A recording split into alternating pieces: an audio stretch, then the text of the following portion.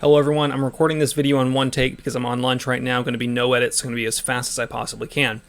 Today I got some information regarding the whole Polymer 80 debacle. Now, we spoke recently about how the ATF went around to various people, including Polymer 80, Brownells, and a few end users, some private citizens, to discuss and confiscate records of the buy-build shoot kits from Polymer 80.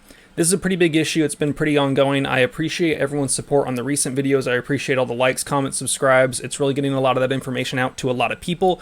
The more you engage and share this video, the more people are aware. Today, specifically for the state of California, we have some actual pressing information, but it's good information in a way. I want to say thank you to John Crump for bringing this to my attention. He is really the person that's been breaking all the news. Follow him on social media, support him on the Gundies. Really good guy. He's one of the few journalists in the industry that actually goes out and does investigative journalism and not just covering topics from various other news sources. Basically what I'm saying is he's not an idiot like me who just reads stuff on the internet and shares information. He actually retrieves the information. So thank you, John Crump. So what we are talking about today is the Polymer 80 refuses California subpoena to turn over customer information. Now, for those of you that are aware, California, along with several other states, has an ongoing lawsuit with the ATF trying to get the ATF to change their opinion of what a firearm is and trying to get 80% to be considered close enough to a firearm.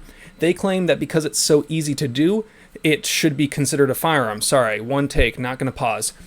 Because it's so easy to do, they're saying it is a firearm and that they want the ATF to crack down on the sales of these parts. The ATF continues to hold that an 80% lower on its own is not a firearm. The ATF recently decided that the buy-build shoot kits are readily converted to expel a projectile, which makes them a firearm in their opinion. Now, California is suing the ATF for that, and because of that, they sent a subpoena to Polymer 80 requesting to get that information. So at the same time that the ATF did their nonsense, Polymer 80 received a subpoena from the state of California demanding that they turn over customer information. Polymer 80 is refusing to comply with the subpoena and is committed to fighting back against the anti-gun state.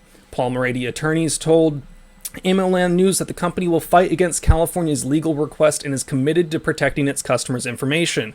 The company is still selling and manufacturing 80% frames. Allegedly, from what I've heard when it comes to the actual raid that the ATF did, a lot of Polymer 80's information is cloud-based and not on that site physically. So a lot of information was not able to be gotten that the ATF wanted, which is good for us, good for now.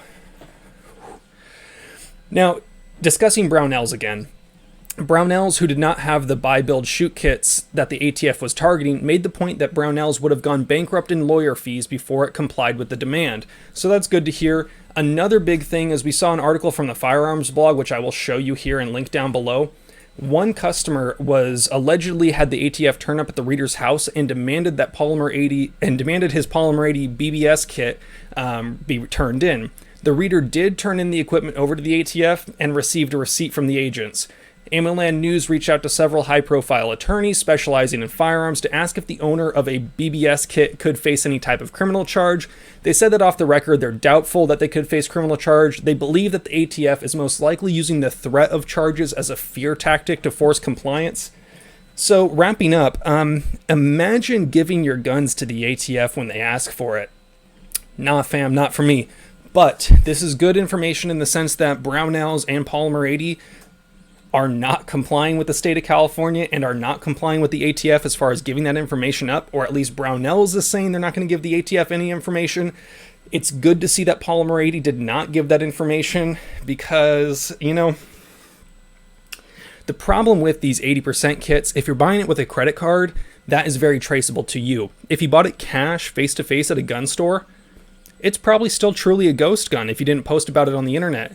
But a lot of these things, if you're buying it with trackable commerce, or trackable currency, it's very easy for the information to be gotten out to people when it comes to legal proceedings.